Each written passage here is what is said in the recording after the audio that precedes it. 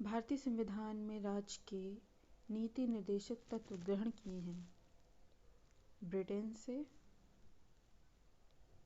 Ireland से, पूर्व Soviet संघ से, फ्रांस से। सही आंसर है आयरलैंड से। भारतीय संविधान के अनुच्छेद 36 से 51 तक राज्य के नीति निर्देशक तत्व शामिल हैं। नीति निर्देशक तत्व कार्यपालिका और विधायिका के वे तत्व हैं जिनके अनुसार इन्हें अपने अधिकारों का प्रयोग करना होता है। राज्य के नीति निर्देशक तत्वों का उल्लेख भारतीय संविधान के किस भाग में है? भाग 4 में राज्य के नीति निर्देशक तत्व वर्णित हैं। भारतीय संविधान के किस अनुच्छेद में राज्य के नीति निर्देशक तत्वों का उल्लेख है? अनुच्छेद 33 से 46 तक, अनुच्छेद 34 से 48 तक, अनुच्छेद 36 से 51 तक, अनुच्छेद 34 से 52 तक। सही जवाब है अनुच्छेद 36 से 51 तक। संविधान का वह कौन सा भाग है जो संविधान के निर्माताओं के मस्तिष्क और उद्देश्यों को प्रतिबिंबित करता है? मूल अधिकार, संविधान की प्रस्तावना, राज्य के नीति निर्देशक तत्व, भारतीय नागरिकता। सही जवाब है राज्य के नीति निर्देशक तत्व, जो हमारे 36 से 51 तक में, अनुच्छेद 36 से 51 तक में वर्णित है। भारतीय संविधान के भाग 3 तथा 4 को मिलाकर संविधान की आत्मा तथा चेतना कहलाते हैं। राज्य के नीति निर्देशक तत्वों में निम्नलिखित में से किन किन प्रकार के सिद्धांत अंतर्निहित हैं? आर्थिक सिद्धांत, सामाजिक सिद्धांत, प्रशासनिक सिद्धांत, उपयुक्त सभी। सही जवाब है उपयुक्त सभी। राज्य के नीति निर्देशक तत्वों को संविधान के भाग 4 में अनुच्छेद 36 से 51 तक शामिल किया गया है। राज्य के नीति निर्देशक तत्वों का उद्देश्य नीति निर्माताओं के सामने कुछ सामाजिक व आर्थिक लक्ष्यों को प्रस्तुत करना, ताकि बृहत्तर सामाजिक आर्थिक समानता की दिशा में देश में सामाजिक बदलाव ला सके। सर्वोच्च न्यायालय में भी राज्य के नीति निर्देशक तत्वों से संबंधित कुछ निर्णय दिए हैं। भारतीय संविधान में राज्य की नीति निर्देशक सिद्धांतों को शामिल करने के पीछे मुख्य उद्देश्य क्या है? कल्याणकारी राज्य की स्थापना करना, धर्मनिरपेक्ष राज्य की स्थापना करना, सरकार के निरंकुश कार्यों पर नियंत्रण रखना, नागरिकों के विकास के लिए सर्वोत्तम अवसर प्रदान करना। कल्याणकारी राज्य की स्थापना करना।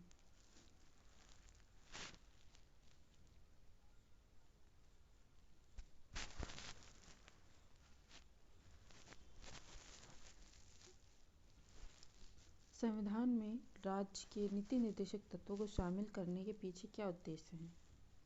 राजनीतिक लोकतंत्र की स्थापना, सामाजिक लोकतंत्र की स्थापना, सामाजिक आर्थिक लोकतंत्र की स्थापना, गांधीवादी आदर्शों के अनुरूप लोकतंत्र की स्थापना,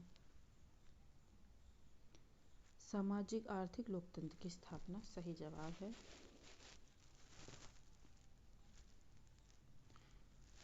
यह समाजवाद, गांधीवाद, व्यक्तिवाद का सृजन करते हैं। निम्नलिखित में से किसने नीति निर्देशक सिद्धांतों को बैंक की सुविधा अनुसार देय उत्तर दिनांकित चेक कहा है? एच कुंजरू ने, ए के अय्यर ने, एच वी कामत ने, के टी शाह ने। सही जवाब है के टी शाह।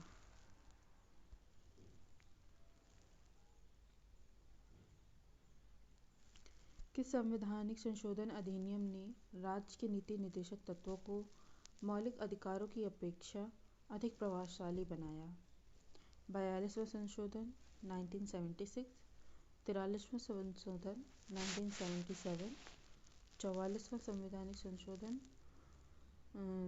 1978, 45वां संवैधानिक संशोधन 1980। सही जवाब है 42वां संवैधानिक संशोधन 1976। भारतीय संविधान का कौन सा अंग समाजवादी व्यवस्था स्थापित करने की प्रेरणा देता है? मूल अधिकार, मूल कर्तव्य, नीति निर्देशक तत्व, नागरिकता। सही जवाब है नीति निर्देशक तत्व।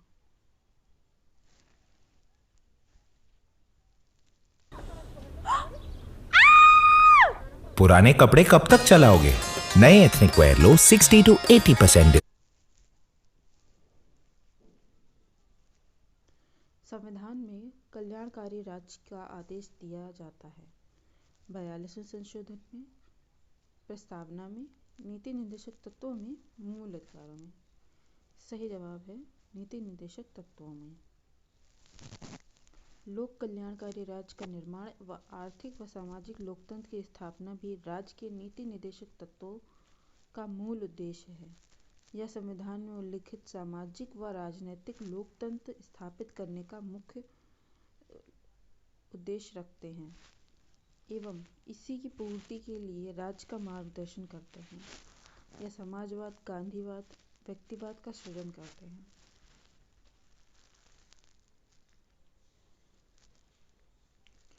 नीति निर्देशक सिद्धांत हैं: वाद योग्य नहीं है, मौलिक अधिकार हैं, उपयुक्त में से कोई भी नहीं।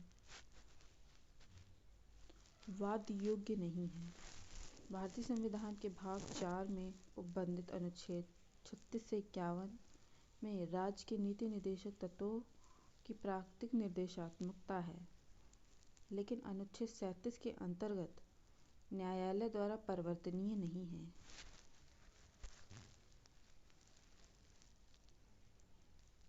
निम्नलिखित में नीति निर्देशक तत्वों का क्रियान्वयन निम्नलिखित में से किस पर निर्भर करता है? स्वतंत्र न्यायपालिका पर, राष्ट्रपति की इच्छा पर, सशक्त विपक्ष पर, सरकार के पास उपलब्ध संसाधनों पर। सरकार के पास उपलब्ध संसाधनों पर।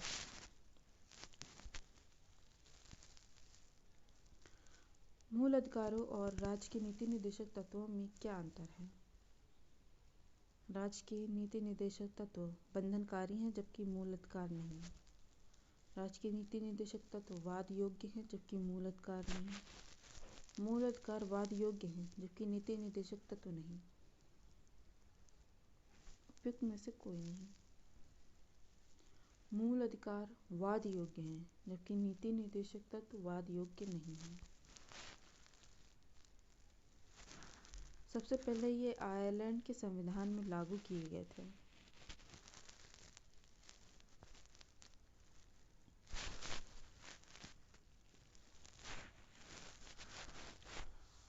मौलिक अधिकार एवं राज्य के नीति निर्देशक तत्वों के विषय में कौन सा कथन सही है? वे एक दूसरे के पूरक हैं, वे परस्पर विरोधी हैं, उन दोनों में कोई अंतर नहीं है, वे दोनों वाद योग्य हैं, एक दूसरे के पूरक हैं।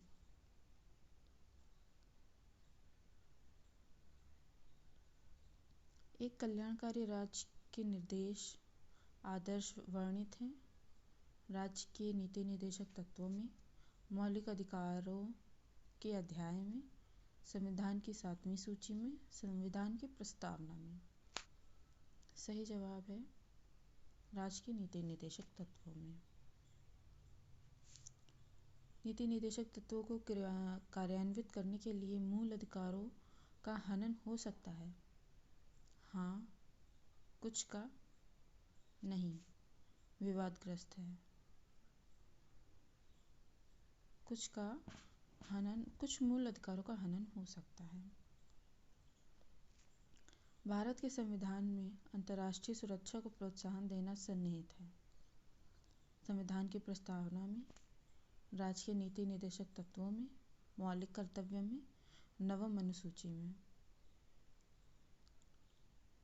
राज्य की नीति निर्देशक तत्वों में।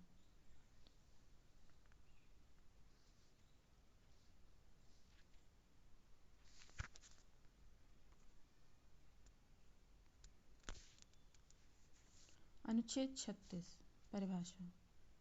अनुच्छेद 37 अंतर्विष्ट तत्वों को लागू होना। अनुच्छेद 38 राज्य लोक कल्याण की अभिवृद्धि के लिए सामाजिक व्यवस्था बनाएगा। अनुच्छेद 39 राज्य द्वारा अनुसरणीय कुछ नीति तत्व हैं।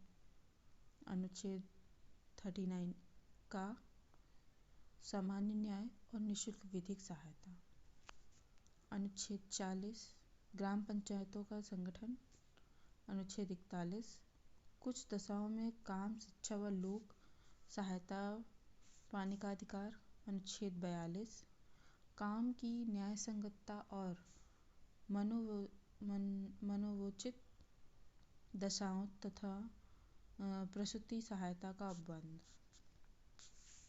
अनुच्छेद 43 कर्मकारों के लिए निर्वाह मजदूरी आदि। अनुच्छेद 43 का उद्योगों के प्रबंध में कर्मकारों का भाग लेना। अनुच्छेद 44 नागरिकों के लिए एक समान नागरिक संहिता। अनुच्छेद 45 बालकों के लिए निःशुल्क और अनिवार्य शिक्षा का उपबंध। अनुच्छेद 46 अनुसूचित जाति, अनुसूचित जनजाति, अन्य दुर्बल वर्गों के शिक्षा और अर्थ संबंधी हितों की अभिवृद्धि। अनुच्छेद 47 पोषाहार स्तर और जीवन स्तर को ऊंचा करने तथा लोक स्वास्थ्य को सुधार करने का राज्य का कर्तव्य। अनुच्छेद 48 कृषि और पशुपालन का संगठन। अनुच्छेद 48 का पर्यावरण का संरक्षण और संवर्धन और वन्य तथा वन्य जीवों की रक्षा। अनुच्छेद 39 राष्ट्रीय महत्व के संस्मारकों, स्थानों और वस्तुओं का संरक्षण देना। अनुच्छेद 50 कार्यपालिका से न्यायपालिका का पृथक्करण। अनुच्छेद 51 अंतर्राष्ट्रीय शांति और सुरक्षा की अभिवृद्धि।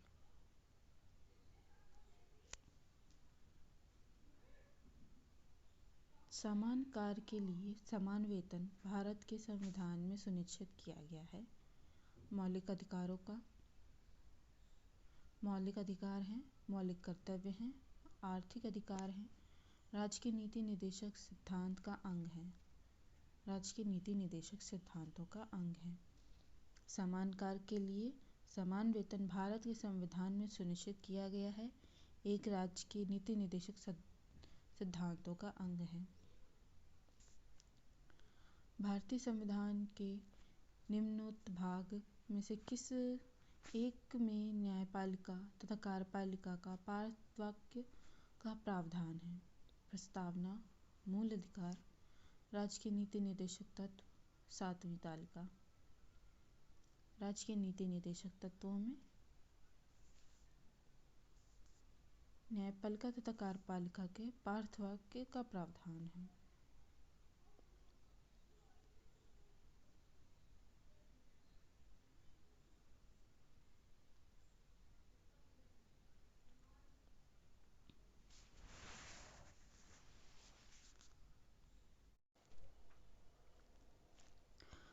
भारतीय संविधान में राज्य के नीति निर्देशक तत्व ग्रहण किए हैं ब्रिटेन से, आयरलैंड से, पूर्व सोवियत संघ से, फ्रांस से। सही आंसर है आयरलैंड से। भारतीय संविधान के अनुच्छेद 36 से 51 तक राज्य के नीति निर्देशक तत्व शामिल हैं। नीति निर्देशक तत्व कार्यपालिका और विधायिका के वे तत्व हैं जिनके अनुसार इन्हें अपने अधिकारों का प्रयोग करना होता है। राज्य के नीति निर्देशक तत्वों का उल्लेख भारतीय संविधान के किस भाग में है? भाग 4 में राज्य के नीति निर्देशक तत्व वर्णित हैं। भारतीय संविधान के किस अनुच्छेद में राज्य के नीति निर्देशक तत्वों का उल्लेख है? अनुच्छेद 33 से 46 तक, अनुच्छेद 34 से 48 तक, अनुच्छेद 36 से 51 तक, अनुच्छेद 34 से 52 तक। सही जवाब है अनुच्छेद 36 से 51 तक। संविधान का वह कौन सा भाग है जो संविधान के निर्माताओं के मस्तिष्क और उद्देश्य को प्रतिबिंबित करता है? मूल अधिकार, संविधान की प्रस्तावना, राज्य के नीति निर्देशक तत्व, भारतीय नागरिकता। सही जवाब है राज्य के नीति निर्देशक तत्व, जो हमारे 36 से 51 तक में, अनुच्छेद 36 से 51 तक में वर्णित है। भारतीय संविधान के भाग 3 तथा 4 को मिलाकर संविधान की आत्मा तथा चेतना कहलाते हैं। राज्य की नीति निर्देशक तत्वों में निम्नलिखित में से किन किन प्रकार के सिद्धांत अंतर्निहित हैं? आर्थिक सिद्धांत, सामाजिक सिद्धांत, प्रशासनिक सिद्धांत, उपयुक्त सभी। सही जवाब है उपयुक्त सभी। राज्य के नीति निर्देशक तत्वों को संविधान के भाग 4 में अनुच्छेद 36 से 51 तक शामिल किया गया है। राज्य के नीति निर्देशक तत्वों का उद्देश्य नीति निर्माताओं के सामने कुछ सामाजिक व आर्थिक लक्ष्यों को प्रस्तुत करना, ताकि बृहत्तर सामाजिक आर्थिक समानता की दिशा में देश में सामाजिक बदलाव ला सके। सर्वोच्च न्यायालय में भी राज्य के नीति निर्देशक तत्वों से संबंधित कुछ निर्णय दिए हैं। भारतीय संविधान में राज्य की नीति निर्देशक सिद्धांतों को शामिल करने के पीछे मुख्य उद्देश्य क्या है? कल्याणकारी राज्य की स्थापना करना, धर्मनिरपेक्ष राज्य की स्थापना करना, सरकार के निरंकुश कार्यों पर नियंत्रण रखना, नागरिकों के विकास के लिए सर्वोत्तम अवसर प्रदान करना। कल्याणकारी राज्य की स्थापना करना।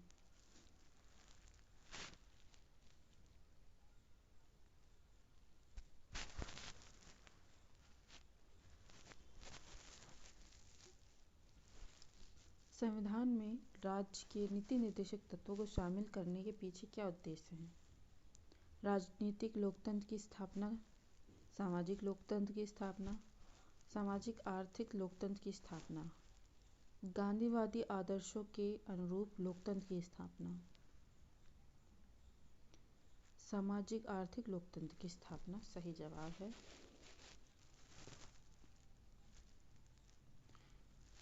यह समाजवाद, गांधीवाद, व्यक्तिवाद का सृजन करते हैं। निम्नलिखित में से किसने नीति निर्देशक सिद्धांतों को बैंक की सुविधा अनुसार देय उत्तर दिनांकित चेक कहा है? एच कुंजरू ने, ए के अय्यर ने, एच वी कामत ने, के टी शाह ने।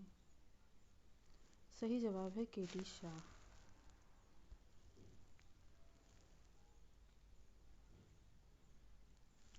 किस संवैधानिक संशोधन अधिनियम ने राज्य के नीति निर्देशक तत्वों को मौलिक अधिकारों की अपेक्षा अधिक प्रभावशाली बनाया? 42वां संशोधन 1976, 43वां संशोधन 1977, 44वां संवैधानिक संशोधन 1978, 45वां संवैधानिक संशोधन 1980। सही जवाब है 42वां संवैधानिक संशोधन 1976। भारतीय संविधान का कौन सा अंग समाजवादी व्यवस्था स्थापित करने की प्रेरणा देता है? मूल अधिकार, मूल कर्तव्य, नीति निर्देशक तत्व, नागरिकता। सही जवाब है नीति निर्देशक तत्व।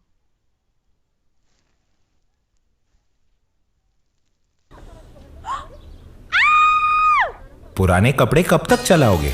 नए एथनिक वेयर लो 60 to 80% संविधान में कल्याणकारी राज्य का आदेश दिया जाता है। 42वें संशोधन में, प्रस्तावना में, नीति निर्देशक तत्वों में, मूल अधिकारों में। सही जवाब है नीति निर्देशक तत्वों में। लोक कल्याणकारी राज्य का निर्माण व आर्थिक व सामाजिक लोकतंत्र की स्थापना भी राज्य के नीति निर्देशक तत्वों का मूल उद्देश्य है। यह संविधान में उल्लिखित सामाजिक व राजनीतिक लोकतंत्र स्थापित करने का मुख्य उद्देश्य रखते हैं एवं इसी की पूर्ति के लिए राज्य का मार्गदर्शन करते हैं।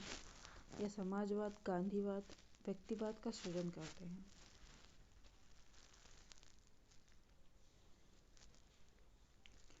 नीति निर्देशक सिद्धांत हैं: वाद योग्य नहीं है, मौलिक अधिकार हैं, उपयुक्त में से कोई भी नहीं।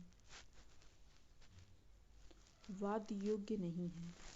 भारतीय संविधान के भाग 4 में उपबंधित अनुच्छेद 36 से 51 में राज्य के नीति निर्देशक तत्वों की प्राकृतिक निर्देशात्मकता है, लेकिन अनुच्छेद 37 के अंतर्गत न्यायालय द्वारा परिवर्तनीय नहीं है।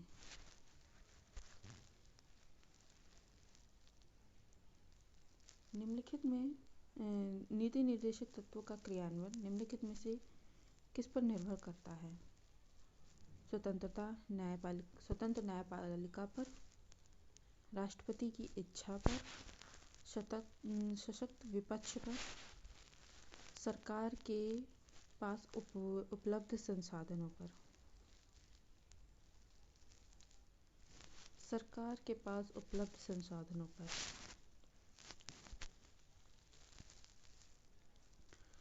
मूल अधिकारों और राज्य के नीति निर्देशक तत्वों में क्या अंतर है? राज्य के नीति निर्देशक तत्व बंधनकारी हैं जबकि मूल अधिकार नहीं। राज्य के नीति निर्देशक तत्व वाद योग्य हैं जबकि मूल अधिकार नहीं। मूल अधिकार वाद योग्य हैं जबकि नीति निर्देशक तत्व नहीं। उपयुक्त में से कोई नहीं। मूल अधिकार वाद योग्य हैं जबकि नीति निर्देशक तत्व वाद योग्य नहीं है। सबसे पहले ये आयरलैंड के संविधान में लागू किए गए थे।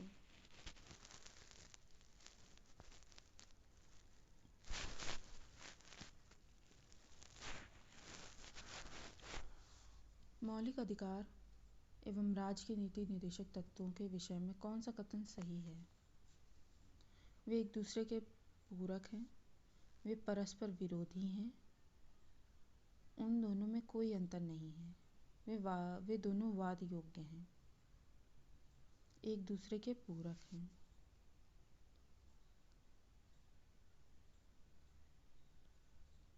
एक कल्याणकारी राज्य के निर्देश आदर्श वर्णित हैं। राज्य के नीति निर्देशक तत्वों में, मौलिक अधिकारों के अध्याय में, संविधान की 7वीं सूची में, संविधान की प्रस्तावना में। सही जवाब है राज्य के नीति निर्देशक तत्वों में। नीति निर्देशक तत्वों को कार्यान्वित करने के लिए मूल अधिकारों का हनन हो सकता है। हाँ, कुछ का नहीं, विवादग्रस्त है। कुछ मूल अधिकारों का हनन हो सकता है। भारत के संविधान में अंतर्राष्ट्रीय सुरक्षा को प्रोत्साहन देना सन्निहित है। संविधान की प्रस्तावना में, राज्य के नीति निर्देशक तत्वों में, मौलिक कर्तव्य में, नवम अनुसूची में। राज्य की नीति निर्देशक तत्वों में।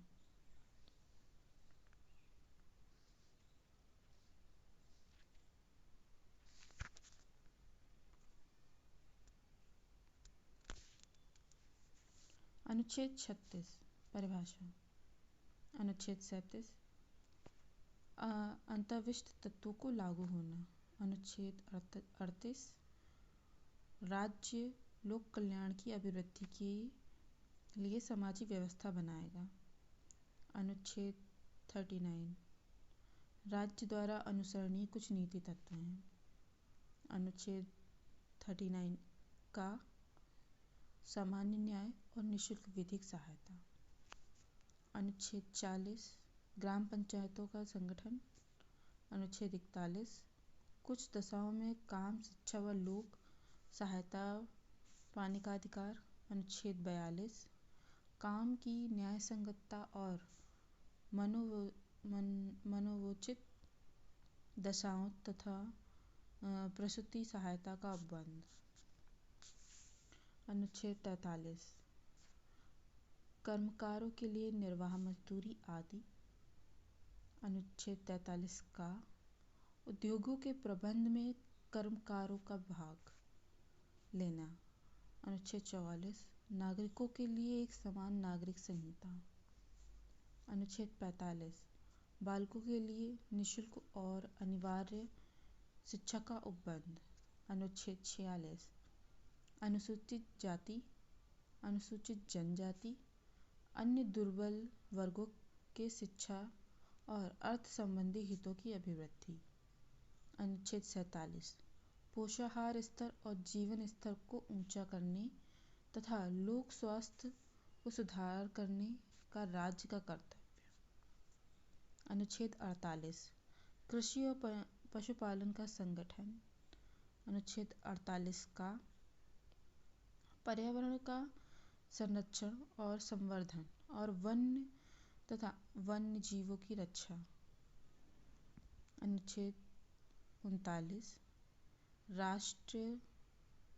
राष्ट्रीय महत्व के संस्मारकों, स्थानों और वस्तुओं का संरक्षण देना। अनुच्छेद 50। कार्यपालिका से न्यायपालिका का पृथक्करण। अनुच्छेद 51।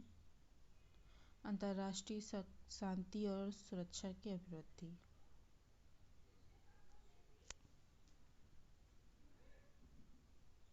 समान कार्य के लिए समान वेतन भारत के संविधान में सुनिश्चित किया गया है। मौलिक अधिकारों का मौलिक अधिकार हैं, मौलिक कर्तव्य हैं, आर्थिक अधिकार हैं, राज्य के नीति निर्देशक सिद्धांत का अंग है। राज्य के नीति निर्देशक सिद्धांतों का अंग है। समान कार्य के लिए समान वेतन भारत के संविधान में सुनिश्चित किया गया है, एक राज्य के नीति निर्देशक सिद्धांतों का अंग है। भारतीय संविधान के निम्नोक्त भाग में से किस एक में न्यायपालिका तथा कार्यपालिका का पार्थवाक्य का प्रावधान है? प्रस्तावना, मूल अधिकार, राज्य के नीति निर्देशक तत्व, 7वीं तालिका। राज्य के नीति निर्देशक तत्वों में न्यायपालिका तथा कार्यपालिका के पार्थवाक्य का प्रावधान है।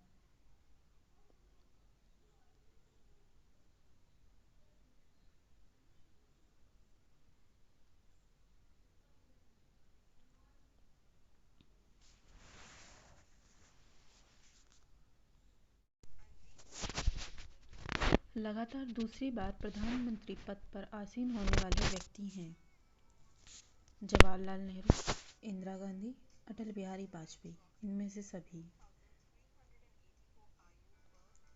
नेहरू के नाम 6130 दिनों तक पीएम का रिकॉर्ड है। भारत के प्रधानमंत्री नियुक्त होते हैं, निर्वाचित होते हैं, मनोनीत होते हैं, चयनित होते हैं। भारत के प्रधानमंत्री निर्वाचित होते, नियुक्त होते हैं। भारत गणराज्य के प्रधानमंत्री का पद भारतीय संघ के शासन प्रमुख का पद है। भारतीय संविधान के अनुसार प्रधानमंत्री केंद्र सरकार के मंत्रिपरिषद का प्रमुख और राष्ट्रपति का मुख्य सलाहकार होता है। साधारणतः प्रधानमंत्री को संसदीय आम चुनाव के परिणाम के आधार पर राष्ट्रपति द्वारा नियुक्त किया जाता है। भारत का प्रधानमंत्री नियुक्त होते हैं। भारत के प्रधानमंत्री का पद संविधान द्वारा गठित है, परंपराओं पर आधारित है, संसद द्वारा पारित साधारण विधेयक द्वारा गठित है। उपयुक्त सभी असत्य हैं। संविधान द्वारा गठित है। संविधान अपने भाग 5 के विभिन्न अनुच्छेदों में प्रधानमंत्री पद के संवैधानिक अधिकारों और कर्तव्यों को निर्धारित करता है। संविधान द्वारा राष्ट्रपति के सारे कार्यकारी अधिकारों को प्रयोग करने की शक्ति लोकतांत्रिक रूप से निर्वाचित प्रधानमंत्री को दी गई है।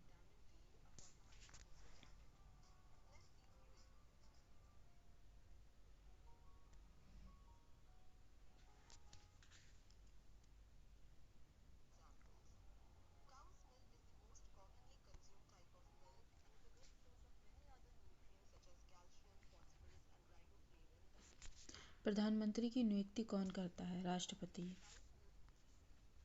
प्रधानमंत्री को उसके पद की गोपनीयता की शपथ कौन दिलाता है? राष्ट्रपति।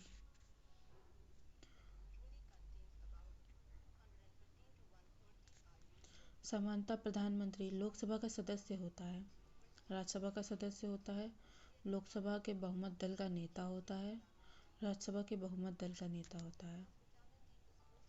लोकसभा का सदस्य बहुमत दल का नेता होता है। भारत में एक व्यक्ति अधिक से अधिक कितनी बार प्रधानमंत्री पद पर नियुक्त हो सकता है? कितनी ही बार नियुक्त होता है? इसकी कोई निश्चित अवधि नहीं है।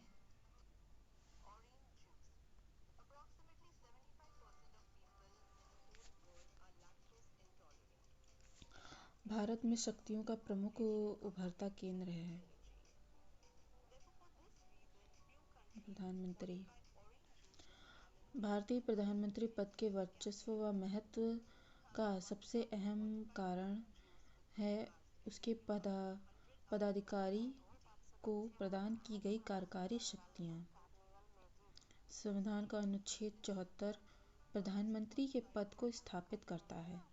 यह निर्दिष्ट करता है कि एक मंत्रिपरिषद होगी जिसका मुखिया प्रधानमंत्री होगा, जो भारत के राष्ट्रपति को सलाह व सहायता प्रदान करेंगे। तथा अनुच्छेद 75 यह स्थापित करता है कि मंत्रियों की नियुक्ति राष्ट्रपति द्वारा प्रधानमंत्री की सलाह के अनुसार की जाएगी और मंत्री को विभिन्न कार्यभार भी राष्ट्रपति प्रधानमंत्री की सलाह के अनुसार ही देंगे।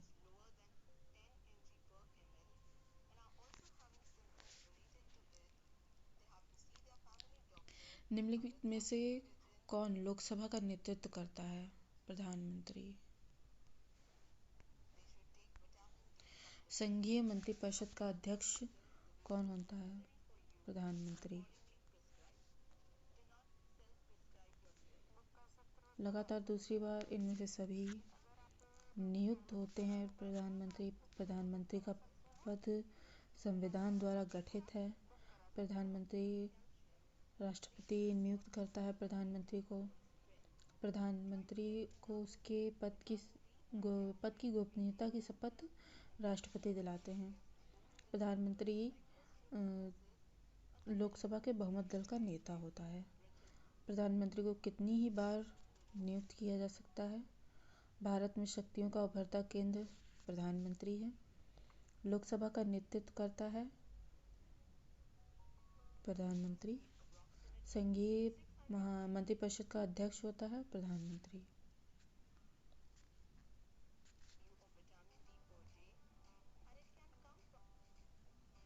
योजना आयोग का अध्यक्ष होता है प्रधानमंत्री। नीति आयोग भारत सरकार द्वारा गठित एक नया संस्थान है जिसे योजना आयोग के स्थान पर बनाया गया है। 1 जनवरी 2015 को इस नए संस्थान के संबंध में जानकारी देने वाला मंत्रिमंडल का एक प्रस्ताव जारी किया गया। नीति आयोग केंद्र और राज्य स्तरों पर सरकार को नीति के प्रमुख कारकों के संबंध में प्रासंगिक महत्वपूर्ण एवं तकनीकी परामर्श उपलब्ध कराएगा। नीति आयोग का कार्यपालक देश का प्रधानमंत्री होगा। आमतौर पर भारत के प्रधानमंत्री होते हैं लोकसभा के सदस्य। भारत में प्रधानमंत्रियों का निम्न में से कौन सा कालानुक्रम सही है? जवाहरलाल नेहरू, मोरारजी देसाई, इंदिरा गांधी, चौधरी चरण सिंह। जवाहरलाल नेहरू, इंदिरा गांधी, फिर मोरारजी देसाई, फिर चौधरी चरण।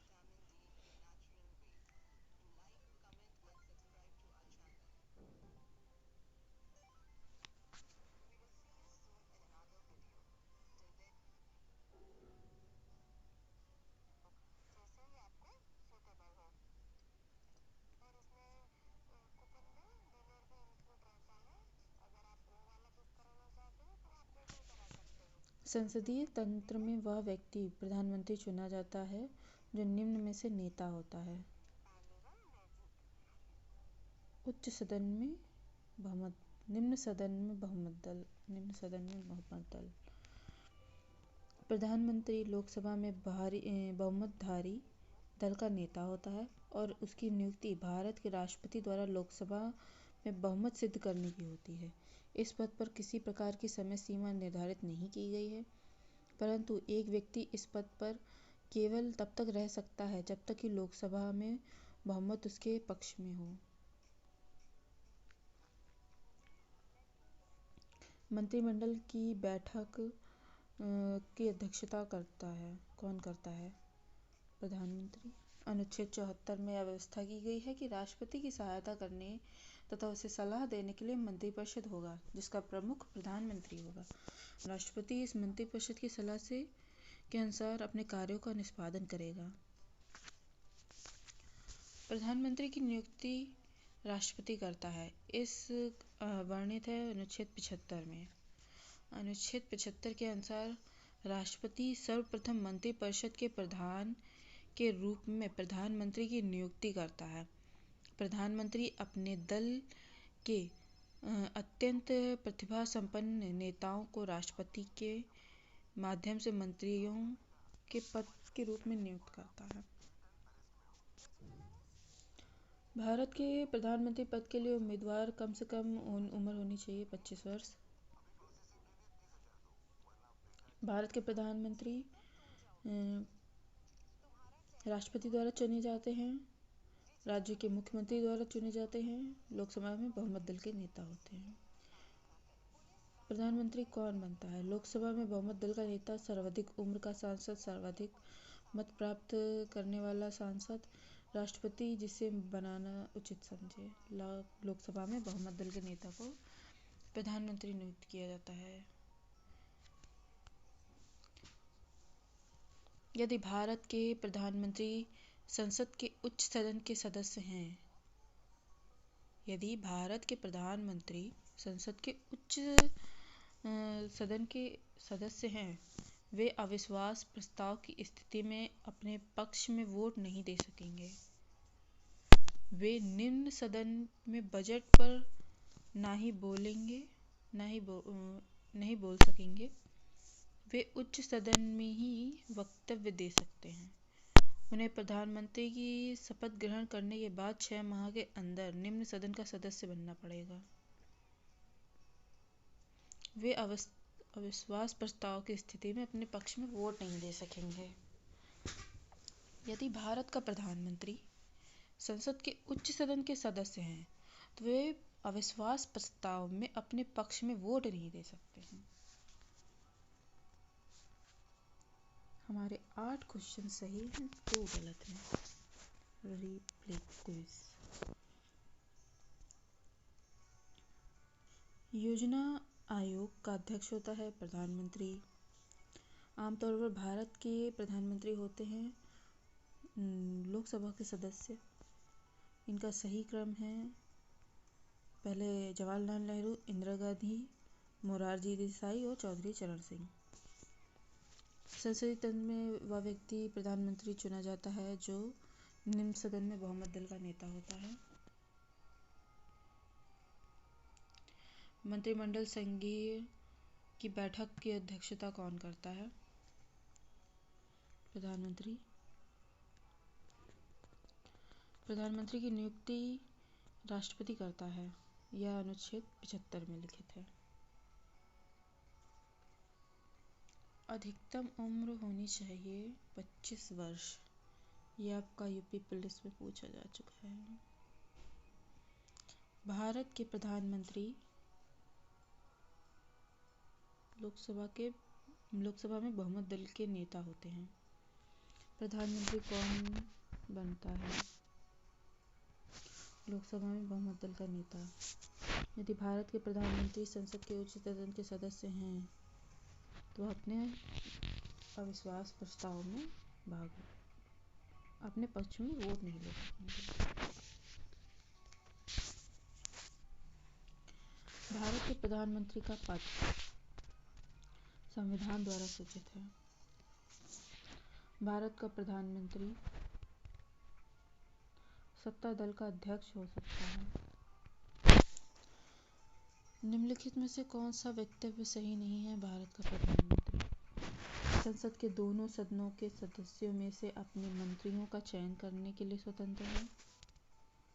इस विषय में भारत के राष्ट्रपति के साथ उचित परामर्श करके अपने मंत्रिमंडल के सहयोगियों का चयन कर सकता है। अपने मंत्रिमंडल में मंत्री के रूप में काम करने के लिए व्यक्तियों का चयन कर सकता है। पूर्णतः स्वविवेक का प्रयोग कर सकता है। अपने मंत्रिमंडल के सहयोगियों का चयन करने में सीमित शक्तियां रखता है, क्योंकि स्वविवेकी प्रयोग से शक्ति भारत के राष्ट्रपति में निहित है।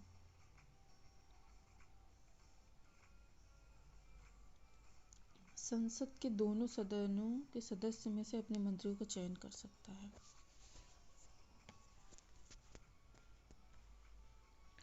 किसी प्रधानमंत्री ने एक बार पद से हटने का पश्चात दोबारा पद संभाला हो। मोरारजी देसाई, इंदिरा गांधी वर्ष 1966 से 1977 तक लगातार 3 पारियों के लिए भारत गणराज्य की प्रधानमंत्री रही हैं। इसके बाद चौथी पारी में 1980 से लेकर 1984 में उनकी राजनीतिक हत्या तक भारत की प्रधानमंत्री रही हैं। वे भारत की प्रथम और एकमात्र महिला प्रधानमंत्री रही हैं। नियुक्ति के समय निम्न में से कौन प्रधानमंत्री संसद के किसी भी सदन का सदस्य नहीं था? पीवी नरसिम्हा राव। पामुलापति वेंकट नरसिंह राव भारत के 10वें प्रधानमंत्री के रूप में जाने जाते हैं। लाइसेंस राज की समाप्ति और भारतीय आर्थिक नीति में खुलेपन उनकी प्रधानमंत्रित्व काल में ही आरंभ हुआ। यह आंध्र प्रदेश के मुख्यमंत्री भी रहे हैं। निम्नलिखित में से कौन प्रधानमंत्री संसद के किसी भी सदन का सदस्य नहीं था? पीवी नरसिम्हा राव।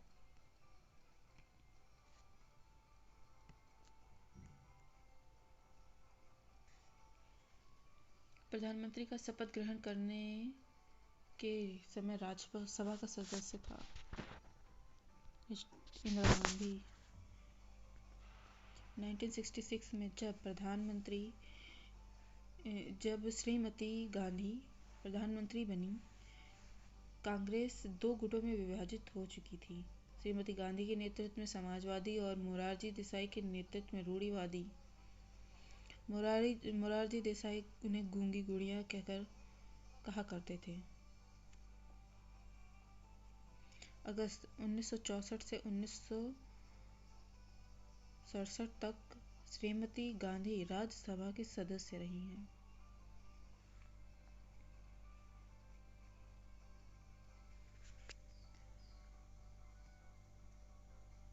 प्रधानमंत्री पद ग्रहण करने के समय विधानसभा का सदस्य था।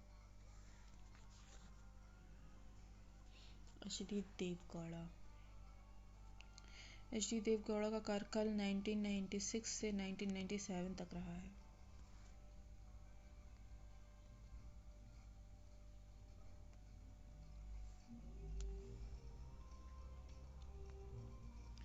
लोकसभा का विश्वास मत प्राप्त किए बिना ही प्रधानमंत्री पद पर कार्य करने वाला प्रथम व्यक्ति चौधरी चरण सिंह। चौधरी चरण सिंह भारत के 5वें प्रधानमंत्री थे। 1979 में वित्त मंत्री और उप प्रधानमंत्री के रूप में राष्ट्रीय कृषि व ग्रामीण विकास बैंक की स्थापना की।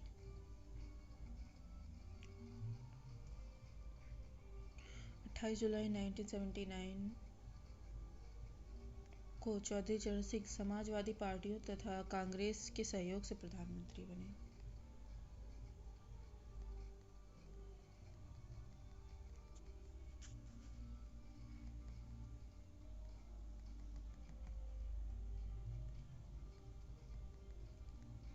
कांग्रेस द्वारा समर्थन वापस लिए जाने के कारण ही त्यागपत्र देना पड़ा। उपयुक्त सभी को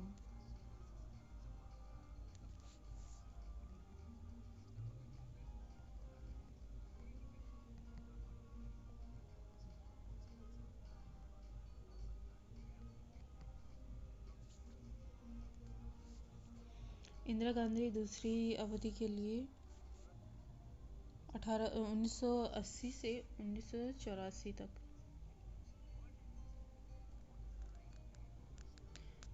1966 से 1977 तक लगातार रहीं।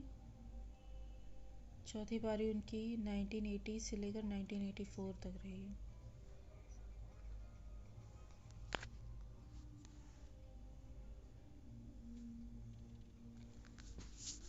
5 सही 5 गलत।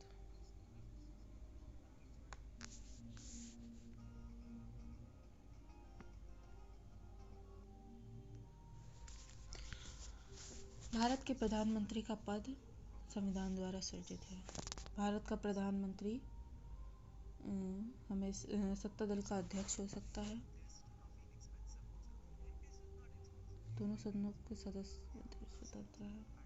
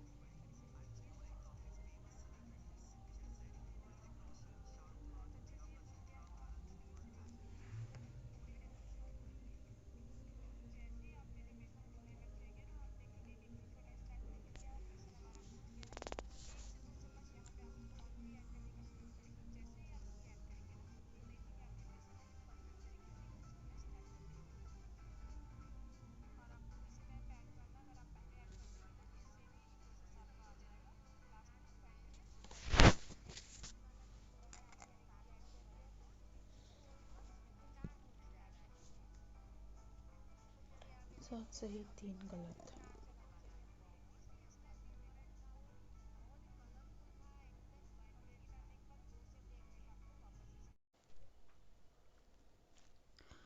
भारतीय संविधान में राज्य के नीति निर्देशक तत्व ग्रहण किए हैं। ब्रिटेन से, आयरलैंड से, पूर्व सोवियत संघ से, फ्रांस से। सही आंसर है आयरलैंड से।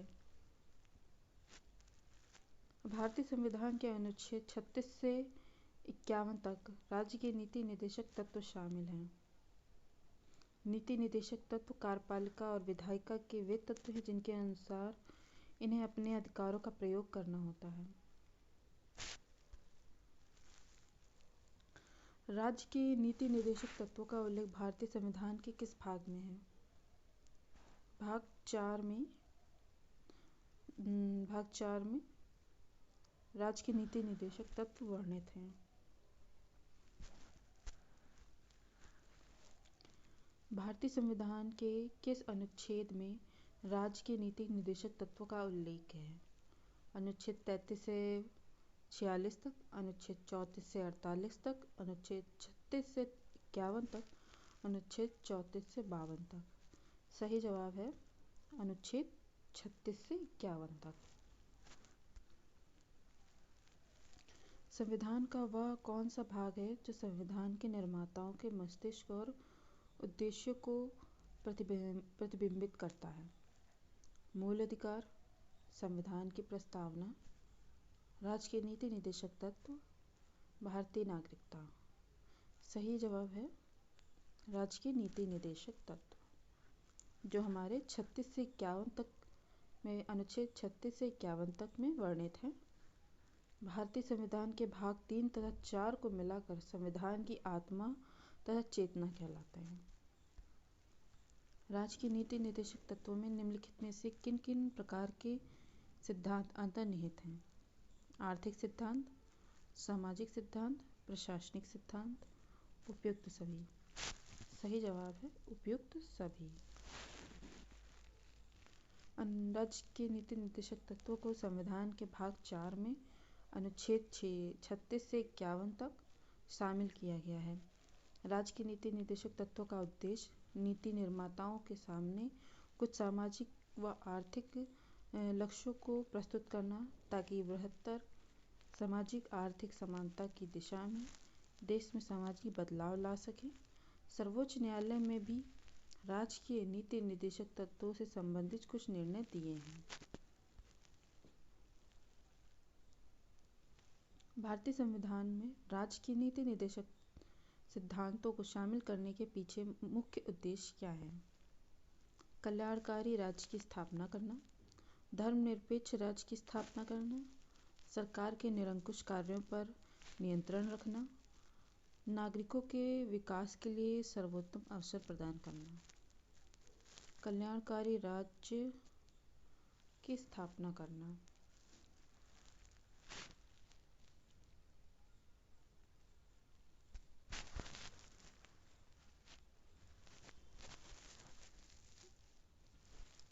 संविधान में राज्य के नीति निर्देशक तत्वों को शामिल करने के पीछे क्या उद्देश्य है?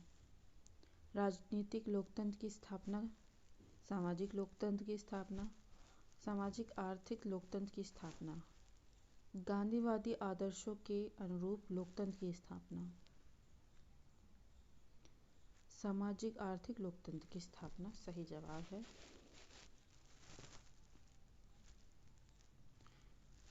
यह समाजवाद, गांधीवाद, व्यक्तिवाद का सृजन करते हैं। निम्नलिखित में से किसने नीति निदेशक सिद्धांतों को बैंक की सुविधा अनुसार देय उत्तर दिनांकित चेक कहा है? एच कुंजरू ने, ए के अय्यर ने, एच वी कामत ने, के टी शाह ने। सही जवाब है के टी शाह।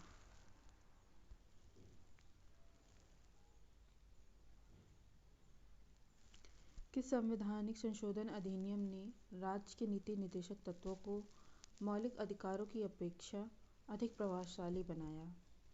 42वां संशोधन 1976, 43वां संशोधन 1977, 44वां संवैधानिक संशोधन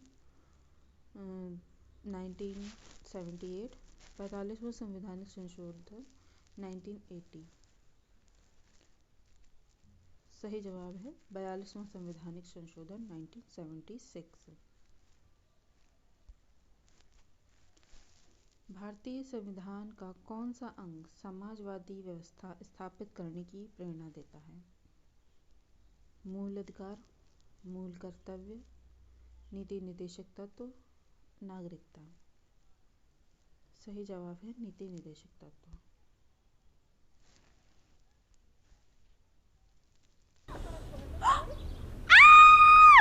पुराने कपड़े कब तक चलाओगे?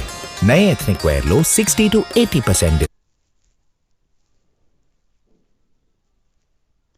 संविधान में कल्याणकारी राज्य का आदेश दिया जाता है 42वें संशोधन में, प्रस्तावना में, नीति निदेशक तत्वों में, मूल अधिकारों में। सही जवाब है नीति निदेशक तत्वों में। लोक कल्याणकारी राज्य का निर्माण व आर्थिक व सामाजिक लोकतंत्र की स्थापना भी राज्य के नीति निदेशक तत्वों का मूल उद्देश्य है। यह संविधान में उल्लिखित सामाजिक व राजनीतिक लोकतंत्र स्थापित करने का मुख्य उद्देश्य रखते हैं एवं इसी की पूर्ति के लिए राज्य का मार्गदर्शन करते हैं। यह समाजवाद, गांधीवाद, व्यक्तिवाद का सृजन करते हैं।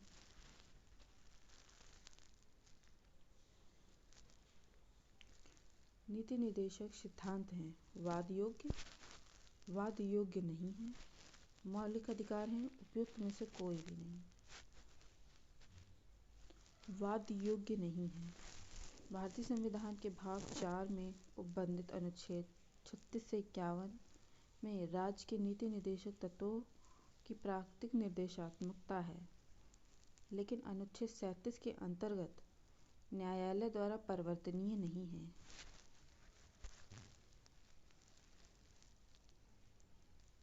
निम्नलिखित में नीति निर्देशक तत्वों का क्रियान्वयन निम्नलिखित में से किस पर निर्भर करता है?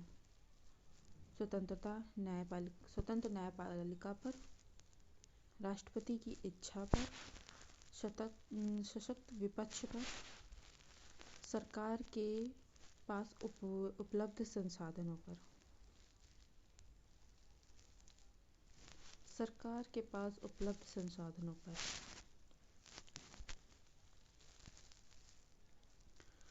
मूल अधिकारों और राज्य के नीति निर्देशक तत्वों में क्या अंतर है? राज्य के नीति निर्देशक तत्व बंधनकारी हैं जबकि मूल अधिकार नहीं। राज्य के नीति निर्देशक तत्व वाद योग्य हैं जबकि मूल अधिकार नहीं। मूल अधिकार वाद योग्य हैं जबकि नीति निर्देशक तत्व नहीं। उपयुक्त में से कोई नहीं। मूल अधिकार वाद योग्य हैं जबकि नीति निर्देशक तत्व वाद योग्य नहीं है। सबसे पहले ये आयरलैंड के संविधान में लागू किए गए थे।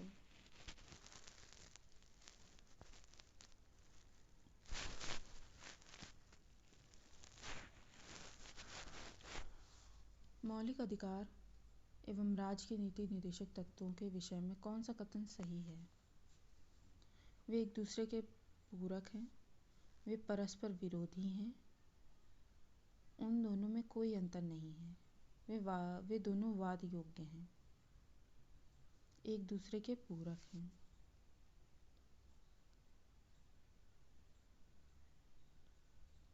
एक कल्याणकारी राज्य के निर्देश आदर्श वर्णित हैं।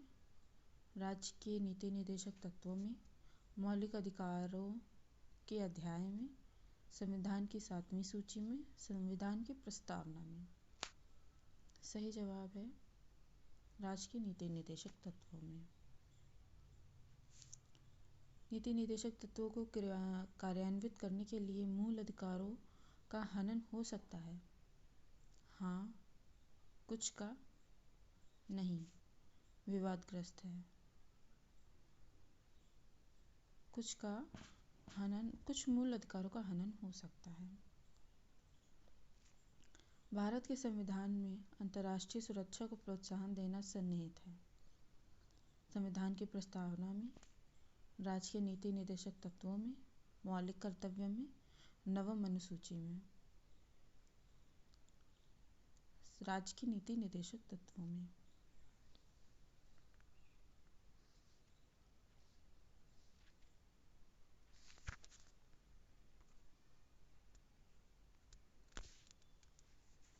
अनुच्छेद 36 परिभाषा। अनुच्छेद 37 अंतर्विष्ट तत्वों को लागू होना। अनुच्छेद 38 राज्य लोक कल्याण की अभिवृद्धि के लिए सामाजिक व्यवस्था बनाएगा। अनुच्छेद 39 राज्य द्वारा अनुसरणीय कुछ नीति तत्व हैं। अनुच्छेद 39 का सामान्य न्याय और निःशुल्क विधिक सहायता। अनुच्छेद 40 ग्राम पंचायतों का संगठन। अनुच्छेद 41 कुछ दशाओं में काम, शिक्षा व लोक सहायता पाने का अधिकार। अनुच्छेद 42 काम की न्यायसंगतता और मनोवोचित दशाओं तथा प्रसूति सहायता का उपबंध। अनुच्छेद 43 कर्मकारों के लिए निर्वाह मजदूरी आदि। अनुच्छेद 43 का उद्योगों के प्रबंध में कर्मकारों का भाग लेना। अनुच्छेद 44 नागरिकों के लिए एक समान नागरिक संहिता। अनुच्छेद 45 बालकों के लिए निःशुल्क और अनिवार्य शिक्षा का उपबंध। अनुच्छेद 46 अनुसूचित जाति, अनुसूचित जनजाति, अन्य दुर्बल वर्गों के शिक्षा और अर्थ संबंधी हितों की अभिवृद्धि। अनुच्छेद 47 पोषाहार स्तर और जीवन स्तर को ऊंचा करने तथा लोक स्वास्थ्य को सुधार करने का राज्य का कर्तव्य। अनुच्छेद 48 कृषि और पशुपालन का संगठन। अनुच्छेद 48 का पर्यावरण का संरक्षण और संवर्धन और वन्य तथा वन्य जीवों की रक्षा। अनुच्छेद 39 राष्ट्रीय महत्व के संस्मारकों, स्थानों और वस्तुओं का संरक्षण देना। अनुच्छेद 50 कार्यपालिका से न्यायपालिका का पृथक्करण। अनुच्छेद 51 अंतर्राष्ट्रीय शांति और सुरक्षा की अभिवृद्धि।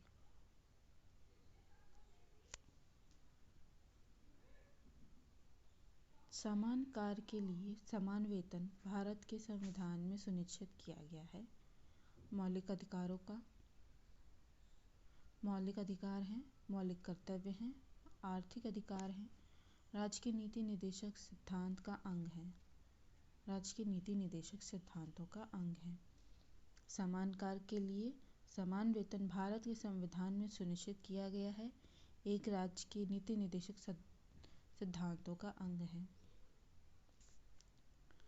भारतीय संविधान के निम्नोक्त भाग में से किस एक में न्यायपालिका तथा कार्यपालिका का पार्थवाक्य का प्रावधान है? प्रस्तावना, मूल अधिकार, राज्य के नीति निदेशक तत्व, 7वीं तालिका। राज्य के नीति निदेशक तत्वों में न्यायपालिका तथा कार्यपालिका के पार्थवाक्य का प्रावधान है।